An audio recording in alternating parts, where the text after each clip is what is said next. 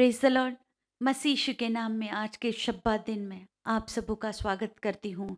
आज की आराधना में धन्यवाद देती हूँ हमारे जीवते परमेश्वर को कि जिसने हमें पिछले महीने भर संभाले रखा, पिछले सप्ताह भर संभाले रखा और फिर एक बार हम सबको जीवती के भूमि पे जीवित रखा। ये सिर्फ उसका अनुग्रह, दया और कृपा है। हाँ मेरे प्रियो, हमारा यीशु जीवित है, उसका वचन जीवित है और उसका प्यार भी बहुत सच्चा है। हम धन्यवाद दे तमाम आशीषों के लिए और धन्यवाद दे उसके प्यार के लिए जो बहुत ही अद्भुत ऐसा है। उसका सिंहासन स्वर्ग में है, लेकिन उसकी आंखें निरंतर आपको और मुझे निहारती है। धन्यवाद दे उस प्यार के लिए। आइए प्रियो, आज की आराधना में हम आगे जाएं। हम सर्वप्रथम परमेश्वर को धन्यवाद दे, उसकी उपस्थिति के लिए धन्यवाद दे। अपनी आँखों को बंद करें, अपने मुंह से धन्यवाद धन्यवाद और धन्यवाद और धन्यवाद करें अपने परमेश्वर को। हम प्रार्थना में जाएं। धन्यवाद धन्यवाद धन्यवाद, स्तुति स्तुति स्तुति स्तुति स्तुति। Hallelujah hallelujah hallelujah. ओ राना नाला बशंद्य बशिखिरे बिरे बिरे बिरे बिरे बिरे बिरे बिरे। ओ धन्यवाद धन्यवाद धन्यवाद यीशु राजा, धन्यवाद हो, स्तुति हो। धन्यवाद देते हैं प्रभु जी आज के शब्बात दिन के लिए। धन्यवाद देते हैं प्रभु जी आपकी उपस्थिति के लिए। सर्वप्रथम हम आपको धन्यवाद देते हैं क्योंकि आज आप हमारे मध्य में उपस्थित हैं। होने दीजिए प्रभु जी, जब हम शब्बात दिन को पवित्र रीति से जब इसको आराधना करने जा रहे हैं तो हम सबसे पहले आपको धन्यवाद देते हैं और आपके नाम को ऊंचा उठाते हैं। धन्यवाद के साथ प्रार्थना करते हैं मेरे राजा। आज का शास्त्र पठन, आज की स्तुति आराधना, आज का विशेष गीत गाना, आज के प्रभु के वचन की सेवकाई और आज की आशीषें और तमाम छुपी हुई बरकतों को मसीह यीशु के नाम से हम ले लेते हैं प्रभु जी। और धन्यवाद देते हर एक उन घरों के लिए जो आराधना के लिए खोले गए हैं, हर एक उन दिलों के लिए जो आपकी स्तुति के लिए खोला गया है। होने दीजिए प्रभु जी, अपनी बड़ी पवित्र अग्नि से हर एक पर मसा कीजिए। ओ धन्यवाद हो प्रभु जी, धन्यवाद हो धन्यवाद हो धन्यवाद हो। आगे का हर पल क्षण आपके हाथों में सौंपते हुए आज की आराधना को आपके सम्मुख रखते हैं। इसे सुनिए और ग्रहण कीजिए। आमीन और आमीन। Praise the Lord. अब ये समय है प्रियो कि हम शास्त्र पठन में से सुनेंगे जो प्रभु की महिमा के लिए पढ़ा जाएगा। आज का वचन पाया जाता है भजन संहिता 103 वचन 1 से 11 तक। भजन संहिता 103 वचन 1 से 11, स्तोत्र संहिता 103 वचन 1 ते 11 पर्यंत। साम 103 वर्स 1 to 11। आइए प्रभु की महिमा के लिए हम सुनेंगे और मैं विनती करूंगी बहन मोनिका से कि वो सामने आकर प्रभु के इन वचनों को पढ़कर उसकी महिमा करे।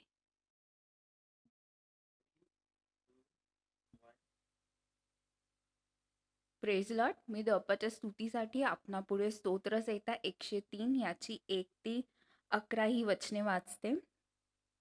हे माझ्या जीवा परमेश्वराचा धन्यवाद कर, हे माझ्या सर्व अंतर्यामा त्याच्या पवित्र नामाचा धन्यवाद कर। हे माझ्या जीवा परमेश्वराचा धन्यवाद कर, त्याचे सर्व उपकार विसरू नको।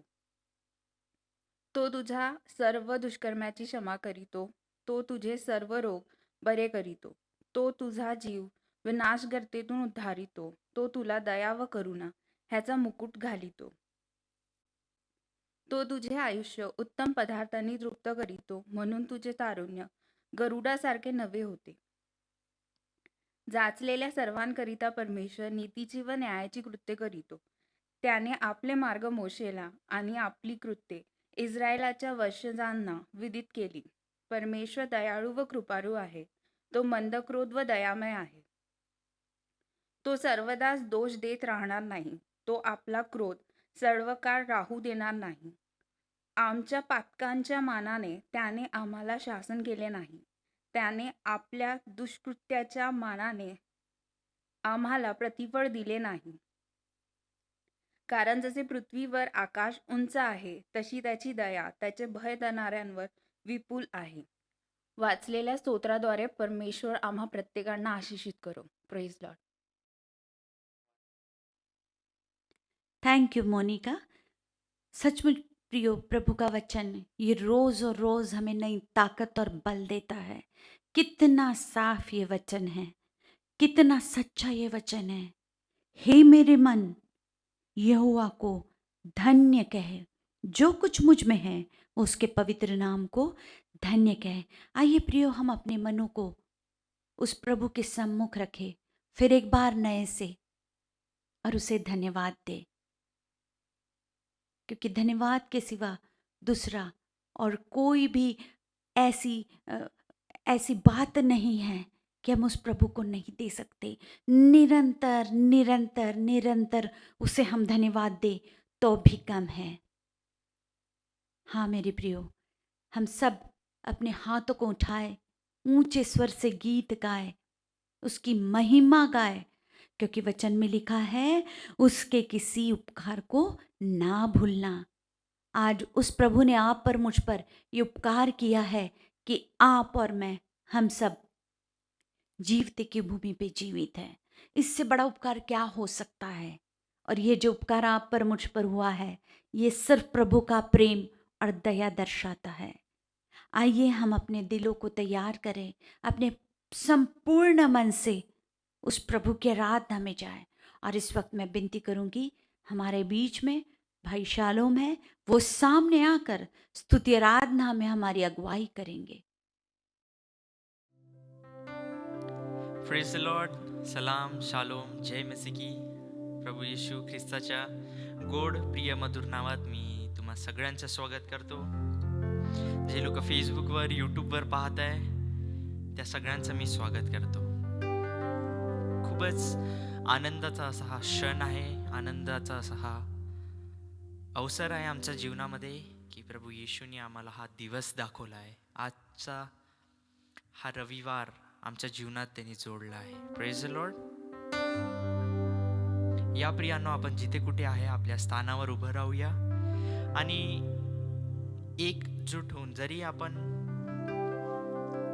शारीरिकरित्या एक नाही आहे परंतु आपण आत्मिकरित्या एक आहे. Praise the Lord.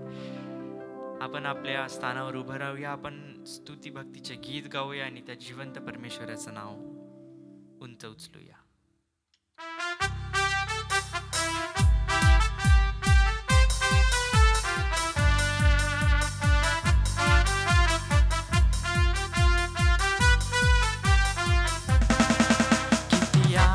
हा स्वर्गीय आनंद हा प्रभु येशूने दिला आम्हाला. अति भरपूर तो अति धुंद करीतो, वर्णन करण्यान पुरे जीवा. किती आनंद हा, किती आनंद हा स्वर्गीय आनंद हा प्रभु येशूने दिला आम्हाला.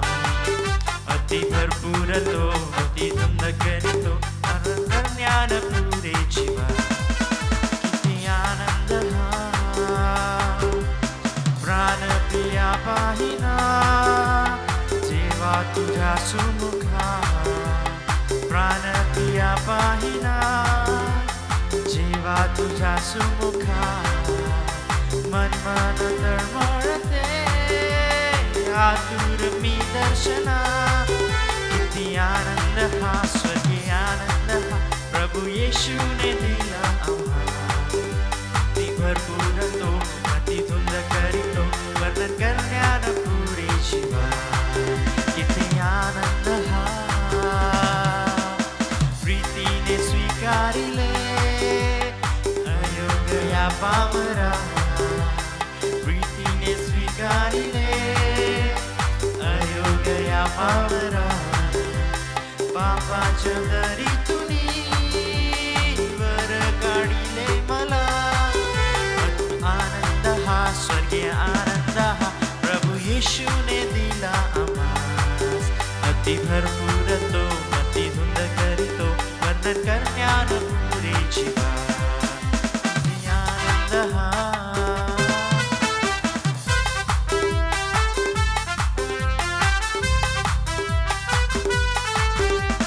येशील मेघावरी भेटण्यात राळी. येशील मेघावरी भेटण्यातराळी असे आनंदी आनंद तेथे निरंतर आनंद. किती आनंद हा स्वर्गीय आनंद हा प्रभू येशूने दिला आम्हास. अति भरपूर तो मते धुन करीतो पण करण्यार पुरे जीवा. किती आनंद हा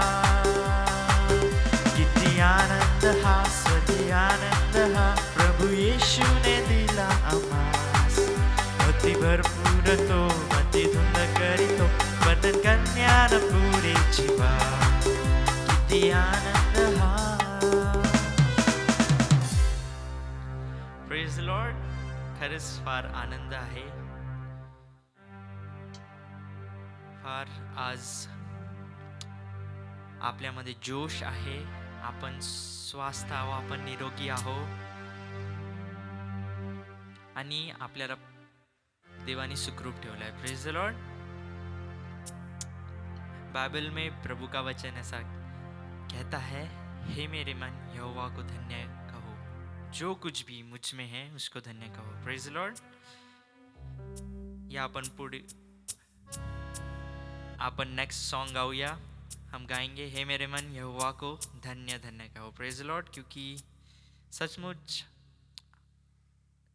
all we can do is thank him. जो कुछ हम कर सकते हैं इस प्रभु को हम धन्यवाद की भेंट चढ़ा सकते हैं, क्योंकि वो सारे महिमा आदर और गौरव के योग्य है.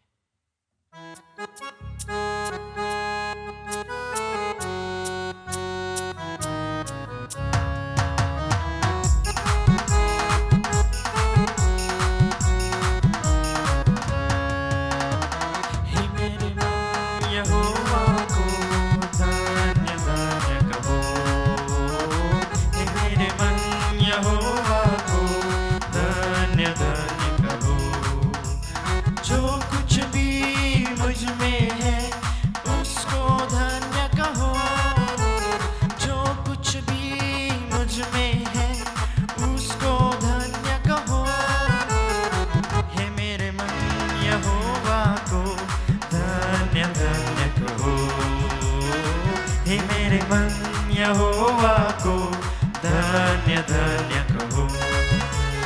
वही तेरे अधर्मों को क्षमा करता है, वही तेरे रोगों को चंगा करता है. वही तेरे अधर्मों को क्षमा करता है, वही तेरे रोगों को चंगा करता है. Hallelujah hallelujah. वही तो तेरे प्राणों को नाश होने से बचाता है. वही तो तेरे प्राणों को नाश होने से बचाता है. हे मेरे मन यहोवा को धन्य धन्य कहो. हे मेरे मन यहोवा को धन्य धन्य कहो.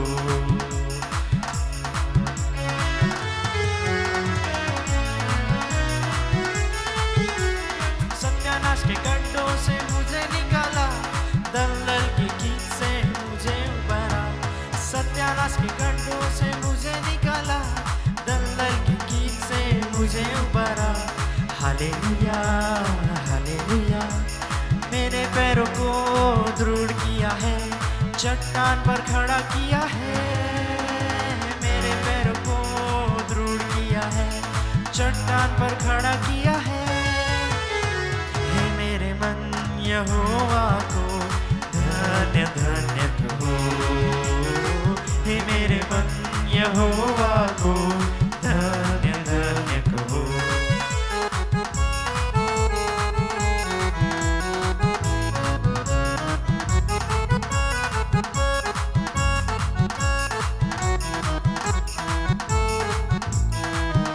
हे यहोवा के दूतों उसको धन्य कहो, सारी सृष्टि उसको धन्य कहो. हे यहोवा के दूतों उसको धन्य कहो, सारी सृष्टि उसको धन्य कहो. धन्य कहो धन्य कहो. उसके राज्य के सब स्थानों में यहोवा को धन्य कहो. उसके राज्य के सब स्थानों में यहोवा को धन्य कहो। हे मेरे मन यहोवा को धन्य धन्य कहो। हे मेरे मन यहोवा को धन्य धन्य कहो। जो कुछ भी मुझ में है उसको धन्य कहो। जो कुछ भी मुझ में है उसको धन्य कहो। हे मेरे मन यहोवा को धन्य धन्य कहो। हे मेरे मन यहोवा को धन्य धन्य कहो। रलावा सिखांदे रे ले बासो को रे लावो सोरो इखारा मासा खारे इखारा सोरो इनारा ला ला ला बासा खानारो रोलो रोलो बोसो। हे मेरे मन यहोवा को धन्य धन्य कहो। जो कुछ भी मुझ में है उसको धन्य कहो। जो कुछ भी मुझ में है उसको धन्य कहो। हे मेरे मन यहोवा को धन्य धन्य कहो। हे मेरे मन यहोवा को धन्य धन्य कहो।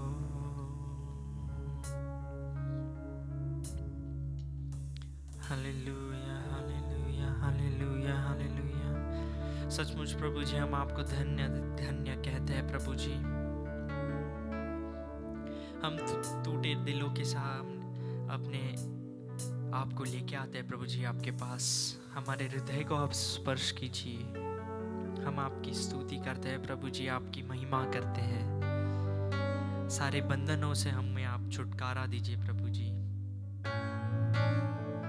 अपने पवित्र आत्मा द्वारा हमें भरिए। अपना कार्य हमारे जीवन में पूरा कीजिए प्रभु जी। हम आपकी स्तुति करते हैं। हम प्रभु जी जहाँ हमारी नजर जाती है प्रभु जी वहाँ आप दिख नहीं पाए ऐसा होने दीजिए प्रभु जी। धन्यवाद धन्यवाद धन्यवाद। Hallelujah hallelujah hallelujah hallelujah hallelujah.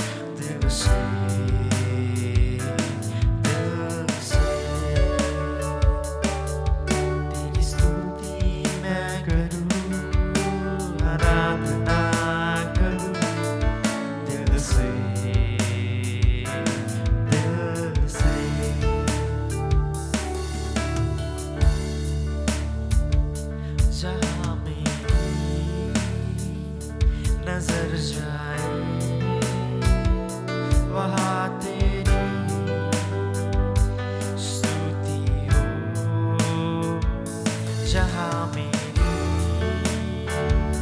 नजर जाए वहाँ तेरी स्तुति हो। सारी दुनिया का रखवाला तू, सारी दुनिया का रखवाला तू ऐ प्रभु, तू ही तू। तेरी स्तुति मैं करूं, आराधना करूं दिल से, दिल से।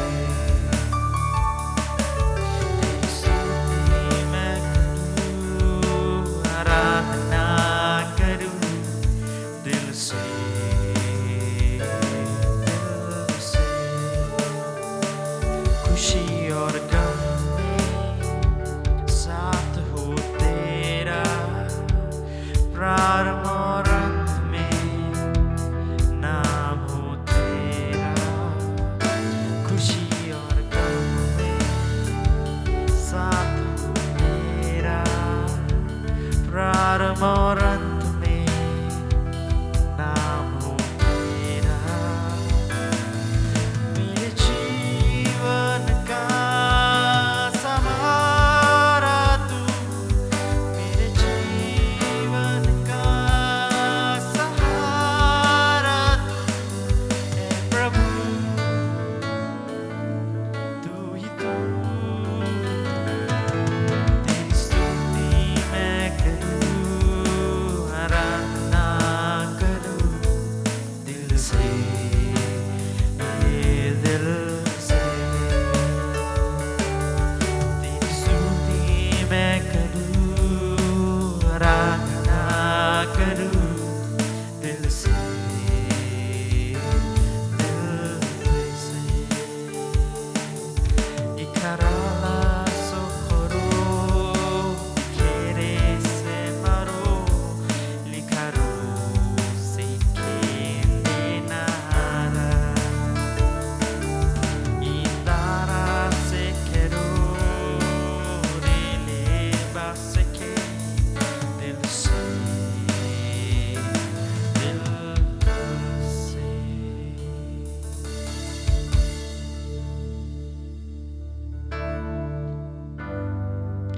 Hallelujah, hallelujah, hallelujah. धन्यवाद, धन्यवाद। हाँ प्रभु जी, खुशी और गम में आपका साथ है प्रभु जी। हर एक प्रारंभ और अंत में आपका साथ है प्रभु जी, इसलिए धन्यवाद देते हैं प्रभु जी। आप हमारे जीवन के सहारा बने हैं, इसलिए धन्यवाद देते हैं प्रभु जी।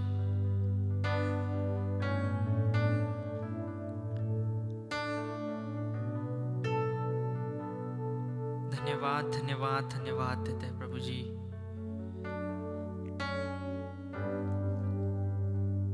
जितने लोग इस वक्त देख रहे हैं प्रभु जी, मेरी आवाज सुन रहे हैं प्रभु जी, आराधना कर रहे हैं प्रभु जी, प्रत्येक को स्पर्श कीजिए प्रभु जी। प्रत्येक के घरों में आपकी सुख समृद्धि शांति को भेजिए प्रभु जी। विशेष रूप से आपके वचन का इम्पोर्टेंस, आपके वचन का लगाव हम सबको लगने दीजिए प्रभु जी, और उसके द्वारा आप हमसे बात कीजिए और हमारी उन्नति कीजिए प्रभु जी। आने वाला हर एक क्षण पल आपके हाथ में सौंपता हूँ। इस छोटी सी विनती को प्रभु यीशु मसीह के नाम से मांगता हूँ, सुनिए और कबूल कीजिए। आमीन, आमीन, आमीन। Praise the Lord. Thank you shalom. कितनी अद्भुत बात है और कितनी सच्चाई है। क्यों? कि उसके किसी उपकार को हम नहीं भूले हैं। और इतना ही नहीं, आपके मेरे प्राण को नाश होने से भी वह बचाता है। धन्यवाद दे इस अद्भुत से वचन के लिए। हाँ मेरे प्रियो, जब मैं रोज मर्रा की प्रार्थना में बैठती हूँ तो प्रभु रोज मुझसे बातें करते हैं। और इसी तरह जब हम आराधना में थे तो आज मुझे वो बात याद आई नेहम्याह की, हाँ मेरे प्रियो, वो रुका नहीं, वो काम करते जा रहा था। जब मैंने देखा कि नहम्याह 6 में क्या पाया जाता है, संबलत और गेशेम, ये 2 तरह के जो व्यक्ति थे, वो आपके और मेरे जीवन में भी है। और जब हम रुकते नहीं, काम करते जाते हैं, तो क्या होता है, इस तरह के 2 व्यक्ति आपके और मेरे जीवन में रहते हैं। वो क्यों? क्योंकि इसके द्वारा प्रभु की महिमा होती है। क्या किया था नहम्याह ने? बहुत बड़ा काम किया। आगे मैं आपको बताऊंगी उसने क्या किया। उसने क्या किया? प्रभु की इच्छा पूरी की, है ना। शहरपनाह पूरी टूटी हुई थी और उस यरूशलेम की शहरपनाह को, उस नगर को नहम्याह ने बनाया। कैसे बनाया? वह रुका नहीं, काम करता गया। आपको और मुझे भी निरंतर प्रभु की स्तुति आराधना करना है। हमें रुकना नहीं है, रुकना नहीं है।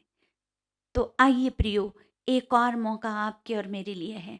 हम अपने हाथों को उठाए, अपने हाथों में भेंट ले और प्रभु के लिए, उसके राज के लिए बोए। क्यों? क्योंकि हमें रुकना नहीं है। हमें रुकना नहीं है, काम करते जाना है। आप जो बोओगे, जितना ज़्यादा बोओगे, जितना बड़ा बोओगे, उतनी ही बड़ी आशीष मेरा प्रभु आपको देगा। अब ये समय है, हम अपने भेंटों को उस प्रभु की महिमा के लिए उठाएंगे। और फिर एक बार मैं विनती करूंगी भाई शालोम से कि प्रभु की महिमा के लिए वो सामने आए और एक विशेष गीत प्रभु की महिमा के लिए गाए। और उस वक्त हम अपने अपने घरों में उन भेंटों को उठाएंगे। और इस वक्त अगर आप ऑनलाइन ऑफरिंग भी भेज सकते हैं, तो हमारी जो चर्च की आईडी है उस पर आप भेजिए और प्रभु की महिमा के लिए बोइए। भाई शालोम। Praise Lord. मैं फिर से एक बार आप सभी का स्वागत करता हूँ प्रभु यीशु मसीह के नाम से। ये समय है हम अपनी भेंट और अर्पणे उस जिंदा खुदावन के लिए देंगे। अगर आपको ये गीत आता है तो आप प्लीज़ मेरे साथ गाइए। बहुत ही सुंदर से यह गीत है, मैं मंदिर हूँ तेरा। Praise the Lord.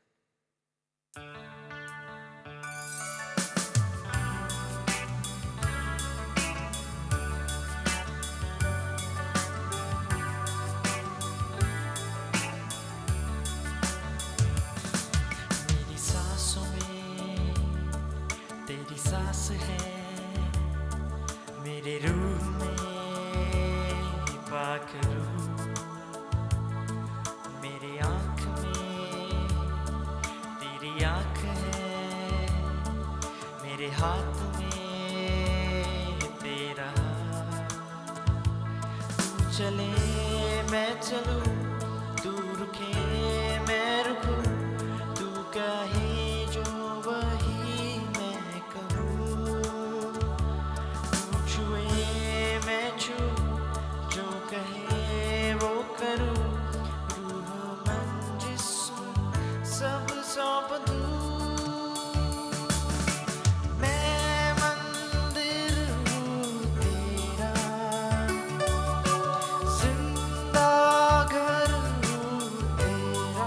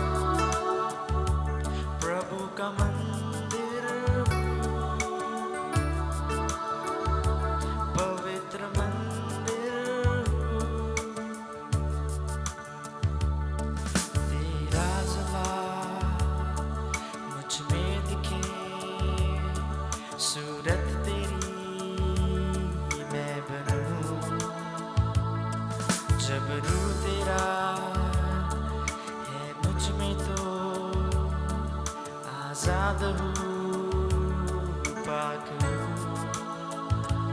ऐसा बर्तन बना जिसमें तू है भरा, झूठ मिट जाए कर दे खरा। मैं खुदावन में हूँ, हो गया हूँ नया, जो पुराना जाता रहा। मैं मंदिर हूँ तेरा, जिंदा घर हूँ तेरा। मैं मंदिर हूँ तेरा, जिंदा घर हूँ तेरा। मेरी मर्जी अब नहीं तेरी होगी रजा, यही बन गया मेरा सारा जीवन। ऐ खुदा ऐ खुदा, मैं मंदिर हूँ तेरा, जिंदा घर हूँ तेरा।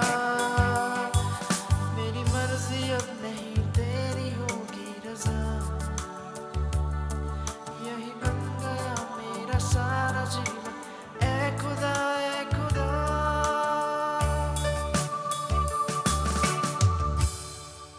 Praise the Lord. Thank you शालोम। प्रभु आपको आशीष दे और इन गीतों द्वारा प्रभु की महिमा हो। आइए प्रियो, जब हम आगे बढ़ रहे हैं तो वचन में बहुत ही साफ और बहुत ही अच्छे तरह से पाया जाता है। भजन संहिता 103 में क्या लिखा है कि वही तो तेरे सब अधर्म को क्षमा करता, तेरे सब रोगों को चंगा करता है ना। आगे में बहुत अच्छा लिखा है, वही तो तेरी लालसा को उत्तम पदार्थों से तृप्त करता है, अपने प्राण को बचाता, रोगों को चंगा करता और उत्तम पदार्थों से तृप्त करता है। ये सारी बातें आज आपके और मेरे साथ भी होनी है।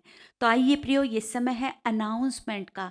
जो भी बर्थडे है और जो भी विशेष प्रार्थनाएं हैं, विनती है, चंगाई की विनती है, विशेष कुछ निवेदन है, ये सब क्यों है? क्योंकि वचन में लिखा है वह तेरे रोगों को चंगा करता है और तेरी लालसाओं को उत्तम पदार्थों से तृप्त करता है। इस वक्त मैं हमारे सीनियर पास्टर साहब है प्रमोद देश पांडे जी को विनती करूंगी कि पास्टर साहब सामने आए और अनाउंसमेंट में हमारी अगुवाई करें। Praise Lord, hallelujah. सगळ्यांचं स्वागत येशू ख्रिस्ताच्या सामर्थ्यानं आत्मी करतो. विशेष करून त्या सर्वांचं जे वेगळ्या शहरातून जॉईन झालेले आहेत, तुमचं स्वागत या मंडळीमध्ये आहे, या वचनामध्ये आहे, या सगळ्या सभांमध्ये आहेत. देवाने आम्हा सगळ्यांना आशीर्वादी ठेवला आहे म्हणून धन्यवाद. काही अनाउन्समेंट्स आहे प्रियानो तुमच्यासाठी, त्या या प्रकारच्या आहे.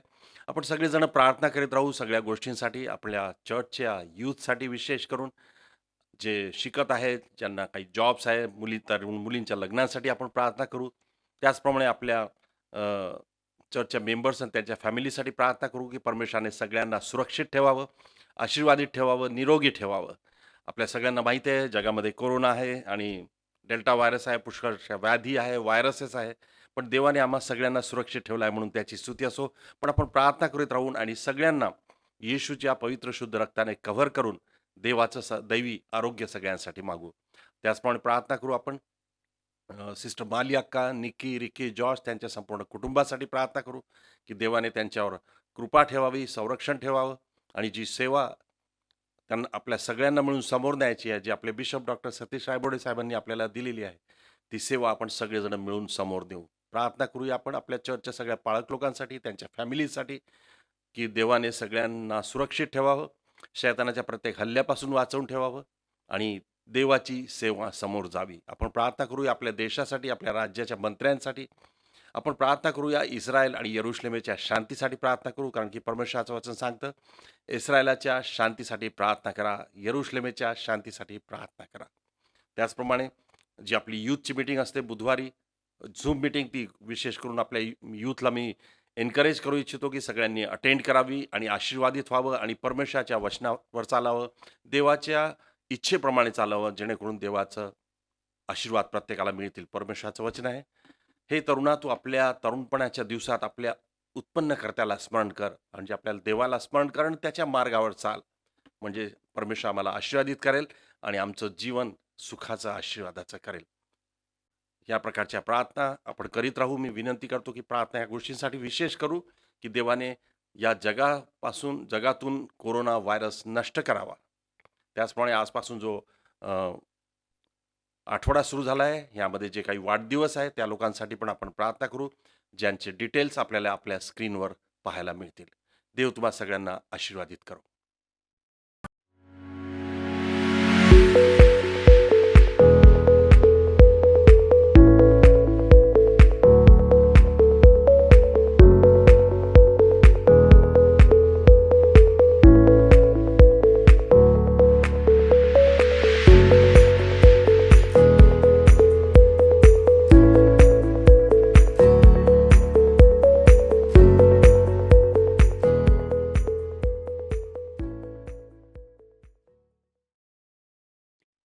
थैंक यू पास्टर साहब। अब ये समय है कि इन भेंटों के लिए और विशेष प्रार्थना विनतियों के लिए हम मध्यस्थी की प्रार्थना में जाए, क्योंकि वचन में लिखा है, यहोवा दयालु अनुग्रहकारी विलम्ब से कोप करने वाला अति करुणामय है। और आइए इस वक्त हम उस प्रभु की दयालुता को ले ले और उसके अनुग्रह को वापस से फिर एक बार नए से ले ले। और इन सारी बातों के लिए हमारे बीच में सिस्टर रोशनी है, मैं उनसे विनती करूंगी कि मध्यस्थी की प्रार्थनाओं के लिए और विशेषकर भेंटों के लिए वो प्रभु से विनती करें। Praise the Lord. आइए इस समय हम प्रार्थना में जाएंगे। टाइथ एंड ऑफरिंग और इंटरसेसरी प्रेयर में हम शामिल होंगे। हे हमारे सर्वशक्तिमान पिता परमेश्वर, राजाओं के राजा, प्रभुओं के प्रभु, यहोवा परमेश्वर, यहोवा शालोम, यहोवा राफा प्रभु, हम आपके नाम के निमित्त आपके चरणों के पास आते हैं। यीशु मसीह, हम आपको धन्यवाद धन्यवाद धन्यवाद देते हैं आज के सुंदर दिन के लिए जो आपने हमें दिखाया। प्रभु, ये नया हफ्ता आपने हमारे ज़िंदगी में दिया, हम आपको धन्यवाद देते हैं। पिता, आपकी आशीष को हमने बीते पूरे हफ्ते में अपने जीवन में अनुभव किया, हम आपको धन्यवाद देते हैं। पवित्र आत्मा, आपकी उपस्थिति के लिए आपको धन्यवाद देते हैं। हर समय प्रभु पवित्र आत्मा, आप हमें सिखाते हैं कि हमें प्रार्थना कैसे करनी है। You are a comforter, O Lord Father, Holy Spirit, we welcome you, we thank you Lord. हम सारी बातों में आपके नाम को आदर देते हैं। प्रभु, इस समय हम विशेष रूप से प्रार्थना करते हैं जो अपनी बढ़ती घटती में से हमने आपके भवन के लिए, आपकी राज की बढ़ती के लिए जो भेंट लाए हैं, उसे आप कृपा करके ग्रहण करें। हम आपके चरणों पर समर्पित करते हैं प्रभु। इस भेंट के द्वारा आपकी राज की बढ़ती का काम हो, आपके भवन की उन्नति का काम हो प्रभु। और इस दिन जो भी लोगों ने दान दिया है प्रभु, हम उनके परिवार के लिए, उनके ऊपर प्रभु आपकी आशीष को डिक्लेयर करते हैं। पिता परमेश्वर, जिन लोगों ने हर्ष से बोया है, आप उन्हें वैसा ही प्रतिफल दें, ऐसी हम प्रार्थना करते हैं। यीशु मसीह, हम धन्यवाद धन्यवाद धन्यवाद देते हैं कि आपने इस भवन से की हुई हर एक प्रार्थना को आपने सुना है। पिता, हम धन्यवाद देते हैं पिता कि इस जगह से की गई हर एक प्रार्थना जिसमें बीमारों को हमने याद किया, आपने उन्हें चंगाई दी। पिता, इस पूरे साल पिता 2 साल से आपने हमें संभाला है पिता, अपनी उपस्थिति में रखा है, आपके लहू के बारे में रखा है। हम धन्यवाद देते हैं। हम भले चंगे हैं, स्वस्थ हैं, निरोगी हैं प्रभु, हम आपको धन्यवाद देते हैं। जो हमारे प्रिय लोग आप में सो गए हैं प्रभु, हमें आशा है कि हम उनसे फिर एक बार मिलेंगे। उस आशा के लिए हम आपको धन्यवाद देते हैं। अपनी कलीसिया के एक एक परिवार के लिए हम प्रार्थना करते हैं, अपने चर्च के एक एक मेंबर के लिए हम प्रार्थना करते हैं पिता।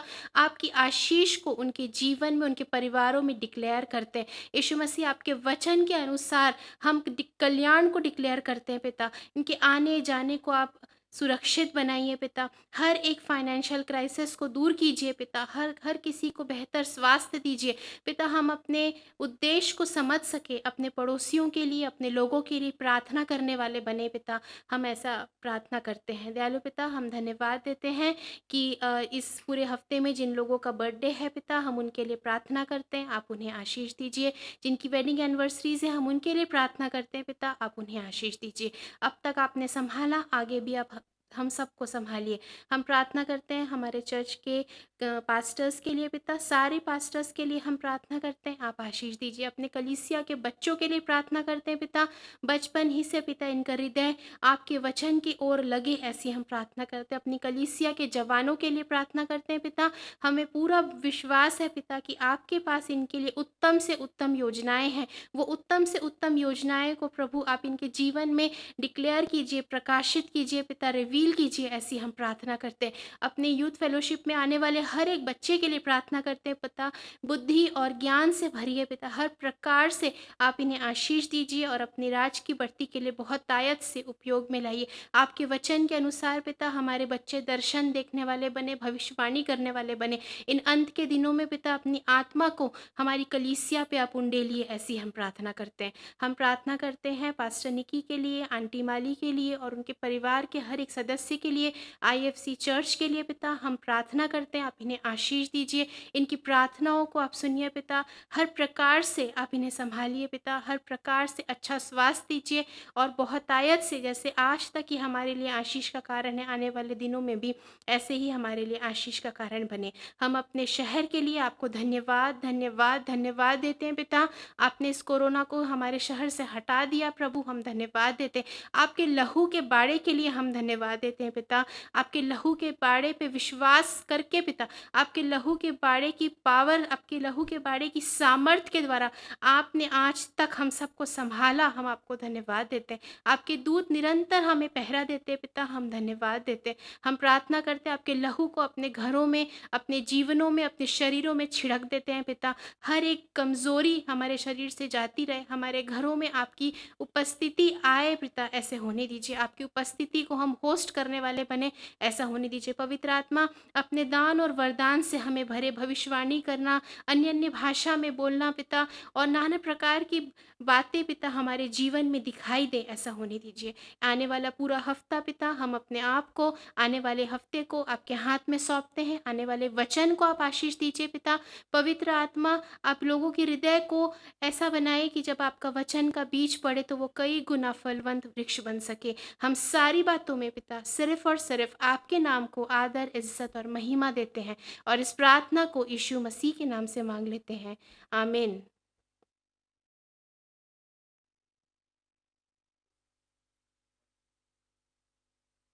थैंक यू सिस्टर रोशनी।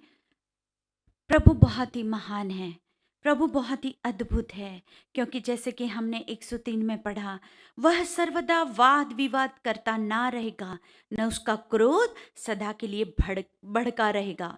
और आगे लिखा है, जैसे आकाश पृथ्वी के ऊपर ऊंचा है, वैसे उसकी करुणा उसके डरवैयों के ऊपर प्रबल है। हाँ मेरे प्रियो, उसी नहम्याह की बात को मैं आगे लेकर आई हूँ।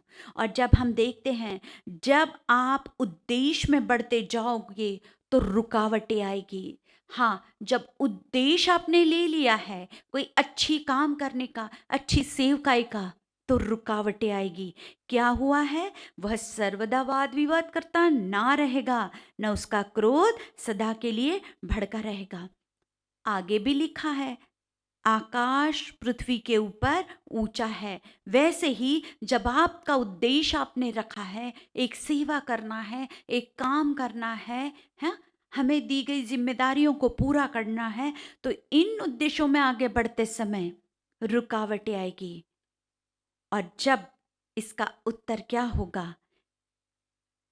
वैसे ही उसकी करुणा उसके डरवैयों के ऊपर प्रबल है, वचन 11।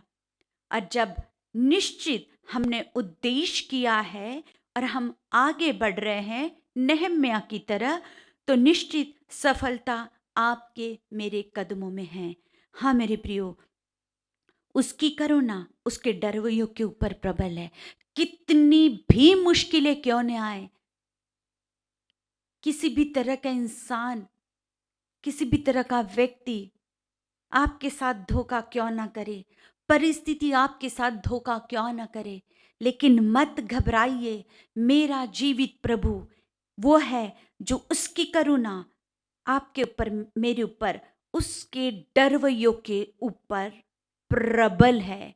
और ये ऐसी प्रबल है, कैसी कि उद्देश्य में आप आगे बढ़ रहे हो तो सफलता आपके और मेरे साथ है। ये सफलता कहाँ से आती है? जीवित प्रभु से।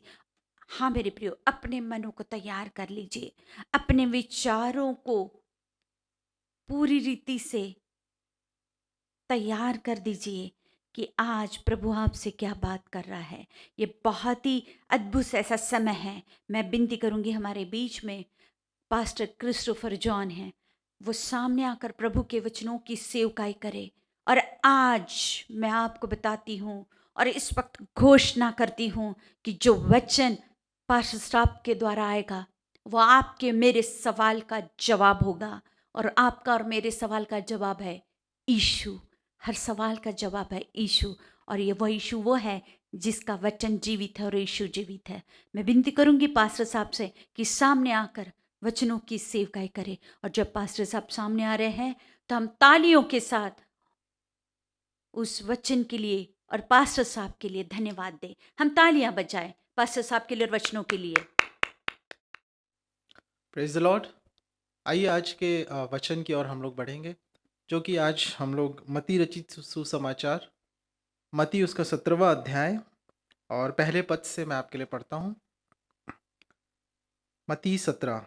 6 दिन के बाद यीशु ने पतरस और याकूब और उसके भाई यूहन्ना को साथ लिया और उन्हें एकांत में किसी ऊंचे पहाड़ पर ले गया।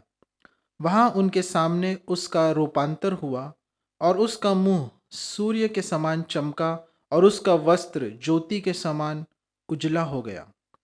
और मूसा और एलिया उसके साथ बातें करते हुए उन्हें दिखाई दिए। इस पर पतरस ने यीशु से कहा, हे प्रभु, हमारा यहाँ रहना अच्छा है। यदि तेरी इच्छा हो तो मैं यहाँ 3 मंडप बनाऊं, एक तेरे लिए, एक मूसा के लिए और एक एलिया के लिए। वह बोल ही रहा था कि एक उजले बादल ने उन्हें छा लिया और उस बादल में से यह शब्द निकला, यह मेरा प्रिय पुत्र है जिससे मैं प्रसन्न हूँ, इसकी सुनो। चेले यह सुनकर मुंह के बल गिर गए और अत्यंत डर गए। यीशु ने पास आकर उन्हें छुआ और कहा, उठो, डरो मत। तब उन्होंने अपनी आंखें उठाई और यीशु को छोड़ और किसी को न देखा। ये प्रभु का वचन है और इस घटना को हम सब जानते हैं। इसे हम यीशु का रूपांतर के रूप में भी हम देखते हैं। बाइबल में लिखा हुआ है कि यीशु का रूपांतर। इसमें मत्ती, मरकुस, लूका, इन तीनों गॉस्पल्स में प्रभु का यह जो घटना है इसको बताया गया है, इसका वर्णन है। इस घटना को हम देखेंगे कि ये क्यों घटित हुई, ये क्यों यीशु ने अपने इस महिमा को, या जो यीशु का जो रूपांतर हुआ वो क्यों हुआ, क्यों इस महिमा को वे चेले, 3 चेले जो है पतरस, याकूब और यूहन्ना इसे देख पाए। तो अगर इसका जो उत्तर है हम खोजने की कोशिश करें कि क्यों ऐसा हुआ, तो हम, या यीशु ने अपनी महिमा को क्यों इन्हें इस तरह से दिखाया, तो हम उसे देखते हैं उसके पहले पद में, जो कि 17 अध्याय जो शुरू होता है उसके पहले पद, जैसे कि मत्ती उसका 16वां अध्याय और आखिरी जो पद है जो 28 है, 28 पद है, उसमें हम देखते हैं। तो यीशु ने चेलों से कहा था, जब सारे चेले उनके पास में थे, 12 चेले, तो यीशु ने ऐसा कहा था, मैं तुमसे सच कहता हूँ कि जो यहाँ खड़े हैं उनमें से कुछ ऐसे हैं कि वे जब तक मनुष्य के पुत्र को उसके राज्य में आते हुए न देख लेंगे तब तक मृत्यु का स्वाद कभी न चखेंगे। यीशु मसीह ने ये घोषणा की थी और ये बात कही थी कि यहाँ जो खड़े हैं चेले, उनमें से कुछ हैं जो जब तक प्रभु की महिमा, यीशु की महिमा को न देख लेंगे तब तक वो इस मृत्यु का स्वाद नहीं चखेंगे। और फिर उसी को कंटिन्यू करते हुए मत्ती कहते हैं, मत्ती आगे लिखता है कि 6 दिन के बाद, यानी कुछ दिन के बाद में, यीशु ने पतरस, याकूब और यूहन्ना, अपने इस शब्द को, इस भविष्यवाणी को, इस वचन को पूरा करने के लिए इन तीनों को लिया और इनको लेकर एक पर्वत पर चढ़ गए, ऊंचे पहाड़ पर ले गए। ऐसा हम देखते हैं। इसको अगर हम और देखने की कोशिश करें कि क्यों इनको लेके गए यीशु मसीह, पतरस को, याकूब और यूहन्ना को क्यों ही लेके गए, क्योंकि थोड़ा और हम इसमें डीप में जाते हैं तो पतरस के बारे में हम देखते हैं कि पतरस जो है वह उसी 16 अध्याय के 21 पद से अगर हम पढ़ें तो वहाँ पे हम देखते हैं कि पतरस कहता है, पतरस के बारे में उस हम देखते हैं कि उस समय से यीशु अपने चेलों को बताने लगा, प्रभु यीशु मसीह अपने चेलों को, क्योंकि अब यीशु मसीह की सेवकाई के 3 साढ़े 3 साल समाप्त हो गए थे, अब बस आखिर का समय आ गया था। यीशु मसीह ने बहुत सारे आश्चर्य कर्म के, चंगाइयाँ की, बहुत सारे वचन सिखाए, लोगों को प्रभु के राज्य के लिए तैयार किया, बहुत सारे लोग प्रभु के साथ जुड़ गए। और ये सब जब हो रहा था, बहुत सी भीड़ की भीड़ यीशु मसीह के पीछे होने लग गई। अब ये समय था कि प्रभु यीशु मसीह अपने परमेश्वर के उद्देश्य को पूरा करने की ओर बढ़ रहे थे, अग्रसर थे। और तब उन्होंने ये कहना आरंभ किया और बहुत खुले रूप से बताना ये शुरू किया। और 21 पद में हम देखते हैं, अवश्य ही है कि मैं यरूशलेम को जाऊं और पुरनियों और प्रधान याजकों और शास्त्रियों के हाथ से बहुत दुख उठाऊं। यीशु मसीह ने बताना आरंभ कर दिया कि मुझे दुख उठाने का समय आ गया है। और आगे लिखा, और मार डाला जाऊं और तीसरे दिन जी उठूं। और यह सुनकर इस पर 22 पद में इस पर पतरस उससे अलग ले जाकर झिड़कने लगा। अगर किसी ने यीशु मसीह को डांटा है, या इंग्लिश में लिखा है रिब्यूक्ड जीसस, या एक तरह से अपना क्रोध व्यक्त किया यीशु मसीह के ऊपर, तो वो पतरस है। और देखिए आगे क्या कहता है, हे प्रभु, परमेश्वर न करे तेरे साथ ऐसा कभी न होगा। उसने यीशु मसीह को डांटा, ऐसा कभी नहीं होगा आपके साथ।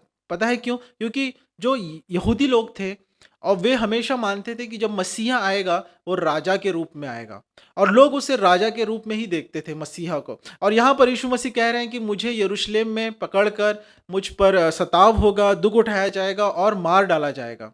और यरूशलेम में किसी का मारा जाना यह अच्छी बात नहीं होती थी। जो बहुत ही जिन्होंने कुकर्म किया है उनको ऐसी सजा मिलती थी। तो पतरस को बिल्कुल भी पसंद नहीं था। वह अपनी जो उसने देखा था उसके अनुसार ऐसा नहीं हो सकता। वो कभी सोच नहीं सकता कि ऐसा हो सकता है, संसारिक जीवन में, यहूदी जीवन में ऐसा हो सकता है। तो उसने यीशु मसीह को डांटा। तो यीशु मसीह ने 23 पद में उससे मुड़कर पतरस से कहा, हे शैतान, मेरे सामने से दूर हो, तू मेरे लिए ठोकर का कारण है, क्योंकि तू परमेश्वर की बातों पर नहीं परंतु मनुष्य की बातों पर मन लगाता है।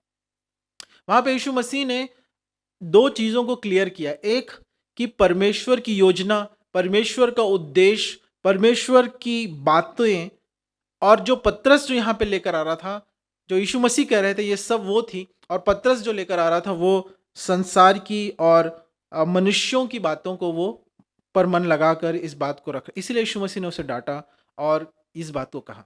और प्रियो, आगे उसी थोड़े ही समय बाद, 6 दिन के बाद, हम देखते हैं कि यीशु मसीह पतरस को लेकर, यूहन्ना याकूब के साथ लेकर उस ऊंचे पर्वत पर जाते हैं जहां पे यीशु मसीह अपनी महिमा को दिखाने वाले हैं।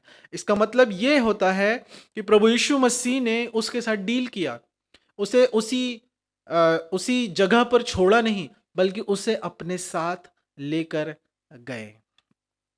उसकी इस धारणा को, उसकी सोच को बदलना जरूरी हो गया था। क्योंकि कई बार हम भी जो है मनुष्यों की बातों पर मन लगाने लग जाते हैं। अगर हम अपने जीवन में ध्यान दें तो कई बार हम अपने ही आसपास जो घटित हो रहा है, जो हो रहा है, उस पर हम कई बार मन लगाने लग जाते हैं। तो ये ज़रूरी है कि प्रभु यीशु मसीह के साथ जब हम चलते, प्रभु यीशु मसीह हमें एक ऊंचे स्थान, ऊंचे पर्वत पर ले जाते हैं, एक अलग जगह पे ले जाते हैं, जहाँ पे वो परमेश्वर की बातों पर मन लगाने के लिए हमारे चाहते हैं कि हम परमेश्वर की बातों पर मन। तो आज के इस रविवार के दिन हम अपना जो सोच है, विचार है, जो बातें हैं, वो ऐसी हो कि हम परमेश्वर की बातों पर मन लगाएं। तो आइए हम इस बहुत ही महत्वपूर्ण घटना पर, जो कि हम हमेशा पढ़ते हैं, इस पर और हम और गहराई से हम उतरेंगे, कि हम जानने की कोशिश करेंगे कि इस रूपांतर में ऐसा और क्या हुआ, और क्या हम उससे सीख सकते हैं। कि यह बहुत ज़रूरी है कि हम जान सकें कि प्रभु क्या करने और क्या उसकी महिमा को किस रीति से पतरस को और बाकी लोगों को दिखाने वाले थे। और पतरस इस बात को आगे अपनी एक पत्री में लिखता भी है, जो हम पढ़ सकते हैं। दूसरा पतरस उसका पहला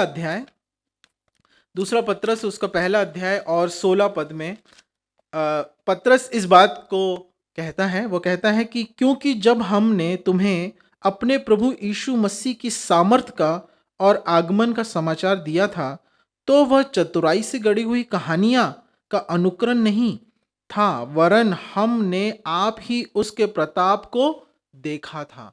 पतरस ये कहता है कि मैं आपको कोई कहानी नहीं बता रहा हूँ, कोई माइथोलॉजी नहीं बता रहा हूँ, कोई कोई ऐसी बात नहीं जो मन में अपने सोच के मैं बता रहा हूँ, या हम लोगों ने सोचा ऐसा हो सकता है, या कोई कहानी नहीं बता रहा हूँ। वो कहता है कि हमने अपनी आँखों से उसकी महिमा को देखा है। और पतरस यहाँ पे था जब यीशु का रूपांतर हुआ। उसी घटना को कहता है। आगे देखिए 17 पद में, क्योंकि जब उसके परमेश्वर पिता से आदर और महिमा पाई, क्योंकि जब उसने परमेश्वर पिता से आदर और महिमा पाई और उस प्रताप में महिमा में से यह वाणी आई, यह मेरा प्रिय पुत्र है जिससे मैं प्रसन्न हूं।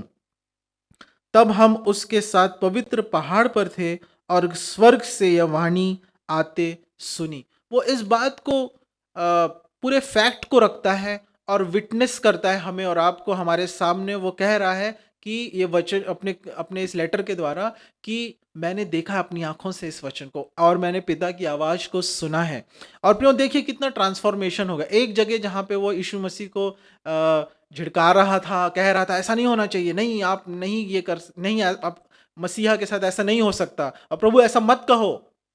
और यहाँ पे हम देखते हैं जब खुद वो कई सालों बाद अपनी पत्री लिखता है तो कहता है ये बड़ी महिमा का प्रताप जो मैंने देखा और परमेश्वर की आवाज़ को मैंने सुना, और उसके जीवन में ट्रांसफॉर्मेशन जो रूपांतर उसका हुआ। यीशु मसीह के रूपांतर को हम पढ़ रहे हैं, लेकिन यहाँ पे हम पतरस के एक तरह से रूपांतर को हम देखते हैं। आइए हम आगे पढ़ते हैं और जानने की कोशिश करते हैं।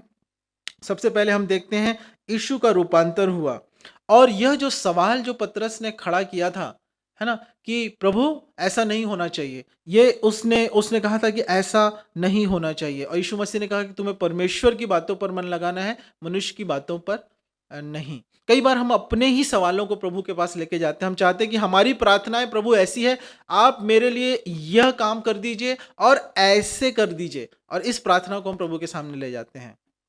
एक बार जब यहोशू के सामने, यहोशू पुराने नियम में जोशुआ, उसके सामने जब परमेश्वर का दूत जब आया, एक मनुष्य आया, और जब उसने देखा कि यह कोई ऐसा मनुष्य है जो स्वर्ग से आया है या फिर कोई परमेश्वर का व्यक्ति है, तो जो यहोशू उससे कहता है कि क्या आप हमारी ओर हो, क्या तुम हमारी ओर हो, या हमारे बैरियों की ओर, हमारे एनिमीज के साथ हो, हमारे शत्रुओं के साथ हो।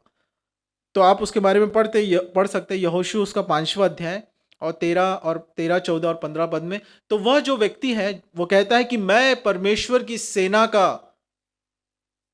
अधिकारी हूं, अधिपति हूं, और नहीं, वो कहता है नहीं, और मैं परमेश्वर की सेना का अधिकारी हूं, ऐसा वो कहता है।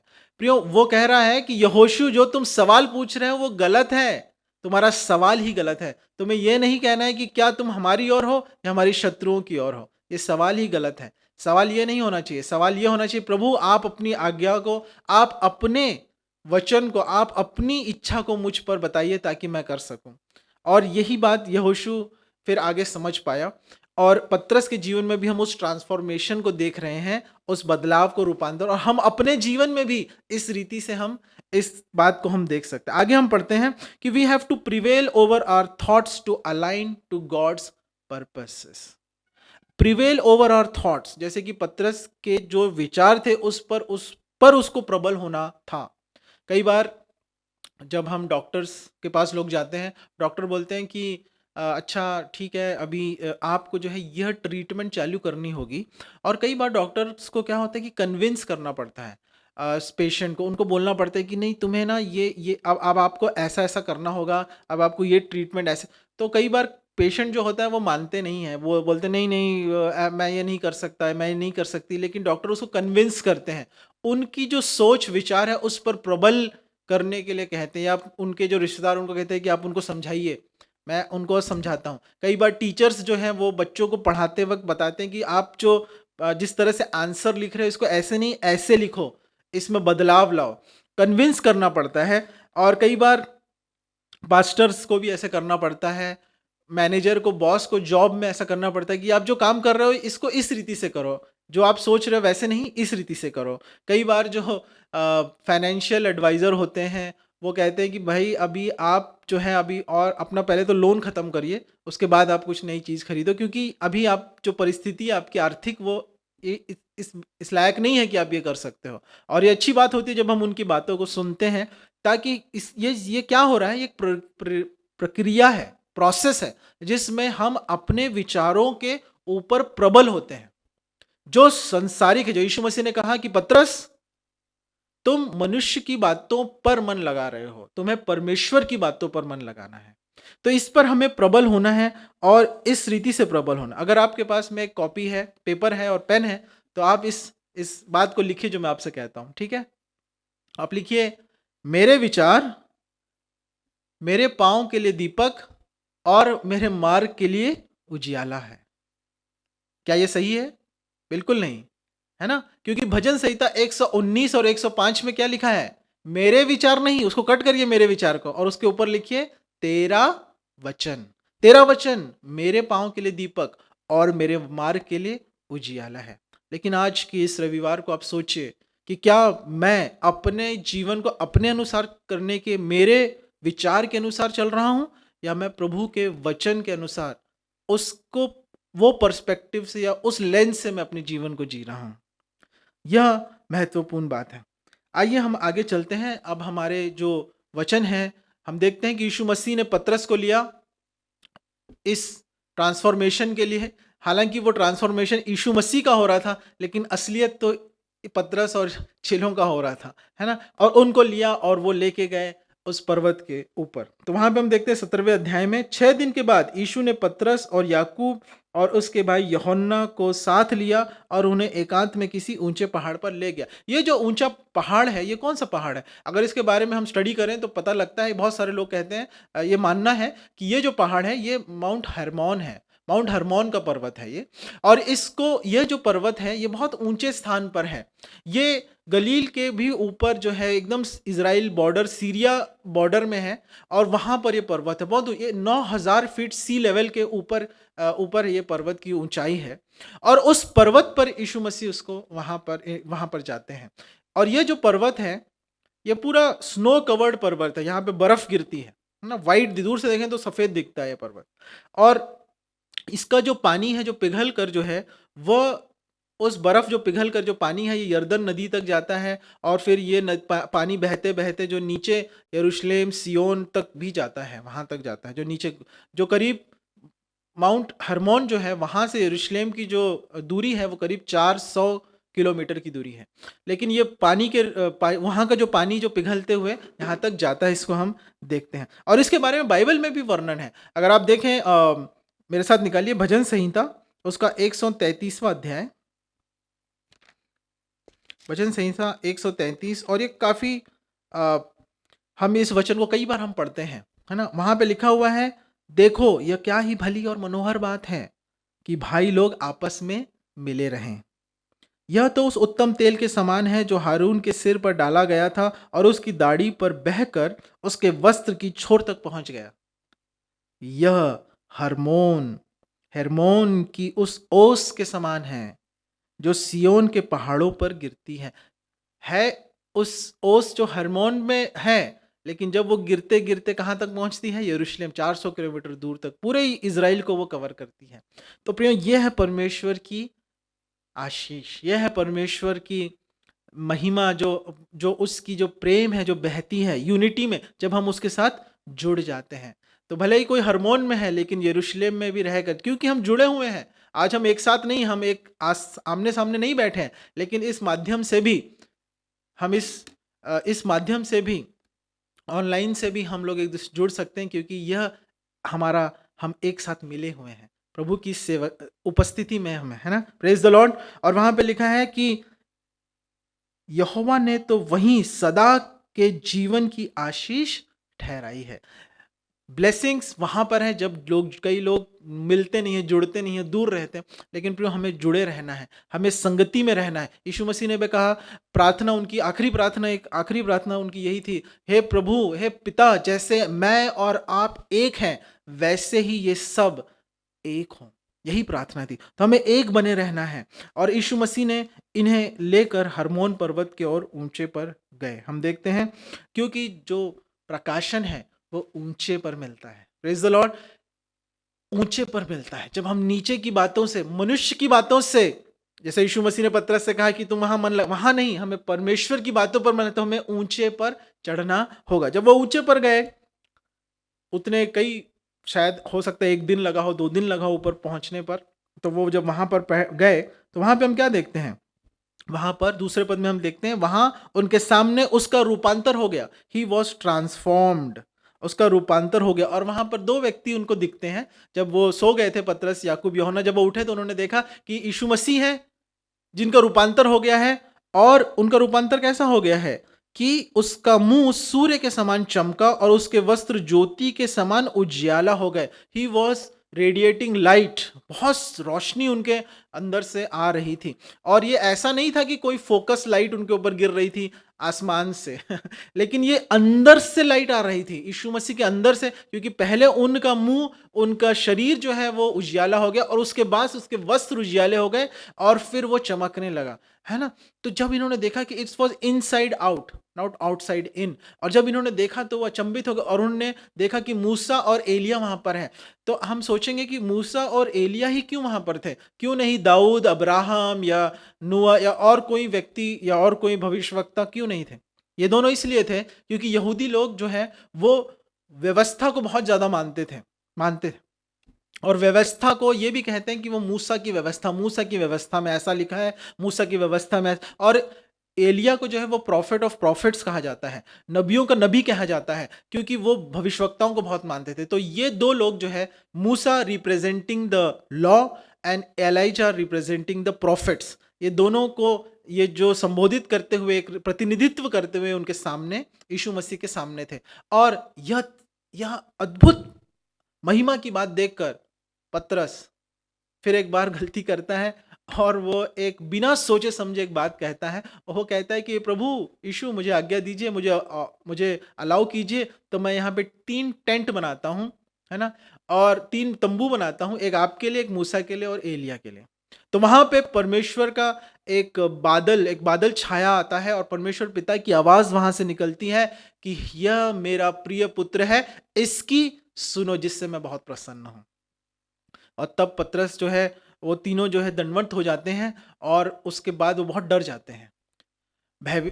और यह जो महिमा की ग्लोरी को, जब वो महिमा को देखते हैं, ग्लोरी को परमेश्वर की देते, वो डर जाते हैं। फिर वहां पर हम इस बात को समझ पाते हैं कि वहां पर उसके बाद उसे समझ में आया होगा कि मैं क्या गलती कर रहा हूं। क्योंकि हो सकता है कि उस समय एक जो पर्व मनाते थे यहूदी लोग, वो 3 पर्व मनाते थे साल में, जिन्हें उन्हें यरूशलेम में जाना होता था। और उसमें से एक पर्व था तंबुओं का पर्व, झोपड़ियों का पर्व भी लिखा हुआ बाइबल में, जहाँ पे वे लोग जो है अपने घर के बाहर तंबू बना के रहते थे, इस बात को याद करते हुए कि कैसे परमेश्वर ने उन्हें इजराइल से मिस्र से बाहर निकाला था। और वो तंबू में रह रहकर 40 साल रहे और वीराने में रहे, लेकिन फाइनली प्रभु ने उन्हें इजराइल में, यरूशलेम में स्थापित किया, उस प्रॉमिस लैंड में स्थापित किया, है ना। तो उसको याद करते हुए ये साल में एक बार ये पर्व मनाते। हो सकता है कि उसको याद करते उसने सोचा हुआ कि मैं पर्व, लेकिन उसकी गलती ये थी कि यीशु मसीह को समझ कैसे देख रहा था, उसको हमें ऐसे देखना है कि कोई संत, कोई मूसा, कोई नबी, कोई भी कैरेक्टर को हमें प्रार्थना नहीं है, उसके लिए हमें आराधना नहीं है ना।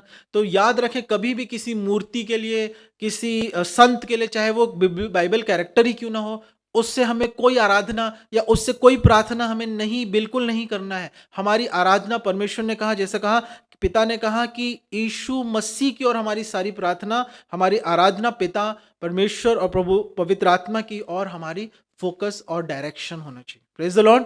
तो इसीलिए प्रियो, जब हम ऐसे एक देश में रहते हैं जहाँ बहुत सारे अलग अलग मान्यताएं हैं और त्यौहार, हम याद रखें कि हमें प्रभु यीशु मसीह की आराधना करना है, हमें उसकी स्तुति और भक्ति करना है। तो यहाँ पे इस बात को पतरस जान पाया। और देखिए, मूसा, है ना, मूसा वो व्यक्ति था जिसे परमेश्वर ने मिट्टी दी थी।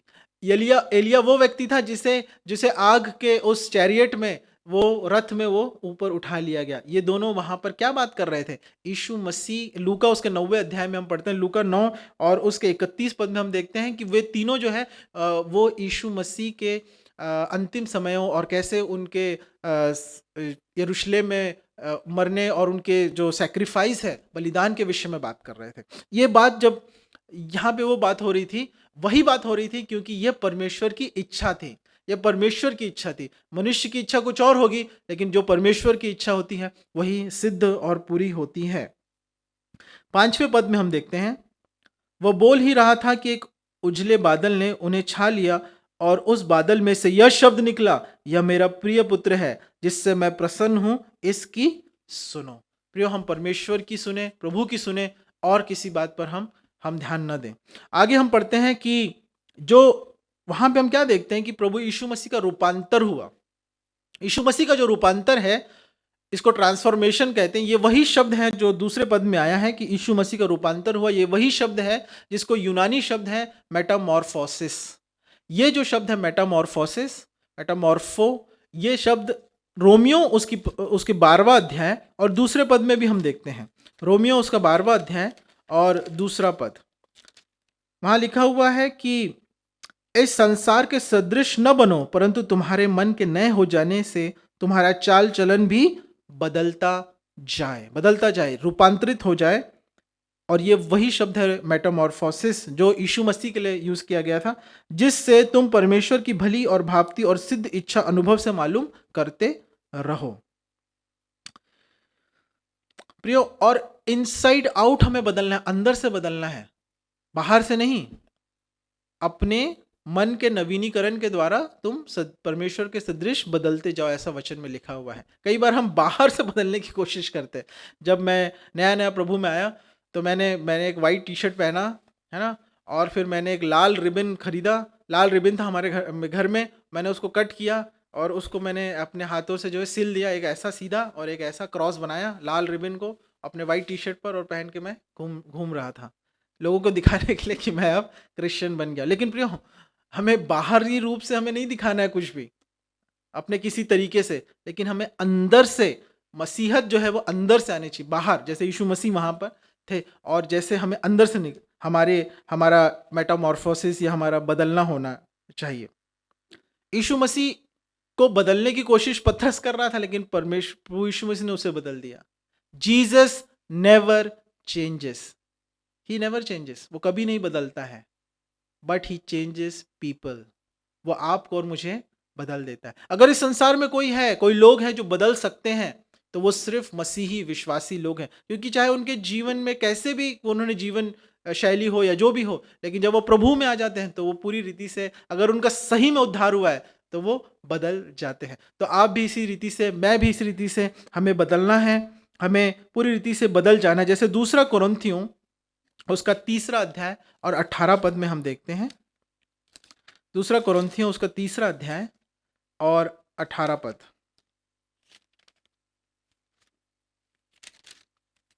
वहां पे मैं आपके लिए पढ़ता हूं। परंतु जब हम सब के उधारे चेहरे से प्रभु का प्रताप इस प्रकार प्रकट होता है, जिस प्रकार दर्पण में, तो प्रभु के द्वारा जो आत्मा है, हम उसी तेजस्वी रूप से अंश अंश करके बदलते जाते हैं। हमें धीरे धीरे बदलते जाते हैं। अगर आपने कैटरपिलर जो होता है, जिसको हम मराठी में सुरवंट या फिर रंगाड़ा कहते हैं, कीड़ा होता है बेसिकली, और वो एक कीड़ा होता है जो धीरे धीरे बदलता रहता है। वो पहले एकदम छोटा सा होता है, फिर धीरे धीरे वो 10 गुना बड़ा हो जाता है, और उसके बाद में वो बहुत मेहनत कर करके वो अपना जो उसका कवर है उसको धीरे धीरे अंदर अंदर चेंज होता रहता है। कुछ दिखता नहीं हमें, लेकिन अंदर कुछ ना कुछ बदलता रहता है। और वो जो कैटरपिलर है, वो अंदर बदलते बदलते एक दिन वो पूरी रीति से अपना वो शेल को तोड़कर जब वो निकलता है, तो वो एक सुंदर सी बटरफ्लाई या तितली बन जाता है। तितली बन के उड़ जाता है, अलग अलग कलर का, कोई नीले कलर का, कोई हरा, कोई अलग अलग कलर्स के। हम कितने पसंद आते हैं ना तितलियां, हम देखते हैं, खुश हो जाते हैं हम लोग बगीचे में। तो ये सुंदर तितली बनने के लिए उसे एक प्रोसेस से बदल जाना होता है, जिसका यूनानी शब्द है मेटामॉर्फोसिस, मेटामॉर्फिया, रूपांतरित होना। और ये रूपांतर इजीली नहीं, तुरंत नहीं होता है, इसमें मेहनत लगती है। जैसे बाइबल में लिखा है, अंश अंश बदलते जाते हैं, मन के विचारों में हम बदलते रहते हैं, है ना। तो यही रोमियो, जैसे हमने रोमियो 12वें अध्याय में पढ़ा था, दूसरा कुरिन्थियों 3 अध्याय के 18 पद में पढ़ा था। आप जरूर YouTube में सर्च करिएगा कैटरपिलर टू बटरफ्लाई, तो आपको बहुत अच्छा वीडियोस वहाँ पे मिलेंगे, आप उससे देख सकते हैं। तो आखिर में हम ये वचनों में हम पढ़कर आज के इस वचन में हम देखेंगे कि बाइबल वचन हमें बार बार ये सिखाता है कि हमें चेंज होना है और हम बदल सकते हैं। प्रियो, आप में अंदर और मेरे अंदर हमें प्रभु के योजना में हमें बदलना है ना। जैसा पतरस के लिए यीशु मसीह का रूपांतर वहां पे हुआ, उसने परमेश्वर की महिमा को देखा और वह बदल गया और वह उस सब कुछ वह कर सका, मिनिस्ट्री कर सका। पतरस, याकूब, यूहन्ना, बहुत सारी बातों को वे लोग कर सके प्रभु के लिए। पतरस के बाद याकूब जो है वो यरूशलेम कलीसिया का हेड बना। यूहन्ना को हम देखते हैं कि उन्होंने बहुत अच्छे पत्रियाँ लिखी। आगे हम देखते हैं प्रकाशित वाक्य लिखा। परमेश्वर का बड़ा अभिषेक इन तीनों पर था और बाकी चेलों पर भी। प्रियो, आप और मैं भी प्रभु के लिए बड़े कार्य कर सकते हैं अगर हम यीशु के रूपांतर से हम उसकी महिमा को और करीब से हम देख सकें और हम यह भी जानें कि हमें भी रूपांतरित होना है। मेटामॉर्फोसिस हमारा होना ज़रूरी है, क्योंकि बाइबल में लिखा है कि धर्मी विश्वास ही से जीवित रहेगा। आखिर में मैं ये कह के समाप्त करूंगा कि हमें कोई बटरफ्लाई नहीं बनना, हमें कोई तितली नहीं बन जाएंगे हम, लेकिन हम अंश अंश करके कैसे बदलेंगे वो कहकर मैं समाप्त करूंगा। पहला यूहन्ना भी वहां पर था, तो वो अपनी पत्री में देखिए क्या खूबसूरत वो लिखता है। पहला यूहन्ना और उसका तीसरा अध्याय, पहला यूहन्ना उसका तीसरा अध्याय और उसका पहला पद। देखो, पिता ने हमसे कैसा प्रेम किया है कि हम परमेश्वर की संतान कहलाएं, और हम हैं भी। इस कारण संसार हमें नहीं जानता, क्योंकि उसने उसे भी नहीं जाना। हे प्रियो, अब हम परमेश्वर की संतान हैं और अभी तक यह प्रकट नहीं हुआ कि हम क्या कुछ होंगे। अब आगे देखिए क्या लिखा हुआ है। इतना जानते हैं कि जब वह प्रकट होगा तो हम उसके समान होंगे। हम बदल जाएंगे, हम रूपांतरित हो जाएंगे। हम as we will be transformed, English में लिखा है, we will be changed,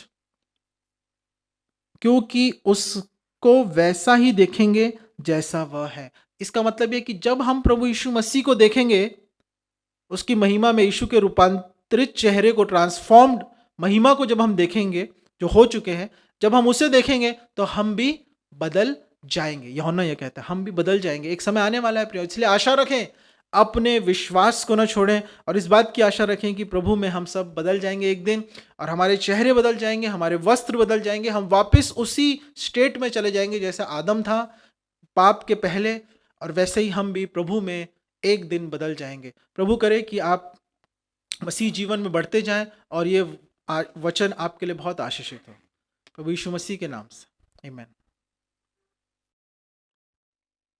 praise Lord, hallelujah. Thank you pastor Christopher, सुंदर वचनासाठी जे तुम्ही आम्हाला दिलेलं आहे। आम्ही सगळेजण परमेश्वराच्या वचनातून आशीर्वादित झालो। देवाचं वचन हे नेहमी आपल्याला आशीर्वादित करतं, धाडस देतं, बळ देतं, धीरज देतं आणि देवाच्या मार्गात समोर नेतं। या वचनाद्वारे आम्ही आशीर्वादित झालो आहे। देव पास्टर ख्रिस्टोफर तुम्हाला आणि तुमच्या कुटुंबांना आशीर्वादित करो। या प्रियांनो, आपण आपल्या आपल्या जागी यावेळेस उभे राहूया, प्रभूची प्रार्थना म्हणूया आणि मग परमेश्वराचा आशीर्वाद आपण घेऊन जाऊया। आपण प्रभूची प्रार्थना म्हणूया। हे आमच्या स्वर्गातील पित्या, तुझे नाव पवित्र मानले जाओ, तुझे राज्य येवो, जसे स्वर्गात तसेच पृथ्वीवरही तुझ्या इच्छेप्रमाणे हो। आमची रोजची भाकर तू आज आम्हास दे, आणि जसे आम्ही आपल्या अपराधांना क्षमा केली तसे आमचे अपराध तू क्षमा कर, आणि आम्हास परीक्षेत आणू नकोस, तर आम्हास वाईटापासून सोडीव, कारण की राज्य, सामर्थ्य आणि गौरव ही सर्व काळ तुझीच आहेत। आमेन। आणि परमेश्वर पित्याचं प्रेम, प्रभू येशू ख्रिस्ताची कृपा आणि पवित्र आत्म्याची सहभागिता आणि मार्गदर्शन आज आणि सदा सर्व काळ तुम्हा प्रत्येकासोबत असो, आणि प्रत्येक विश्वासणाऱ्याने म्हणावं, आमेन, आमेन। Praise Lord. देव तुम्हा सगळ्यांना आशीर्वादित करो। प्रार्थनेत राहा आणि परमेश्वराच्या कृपेत राहा। आमेन।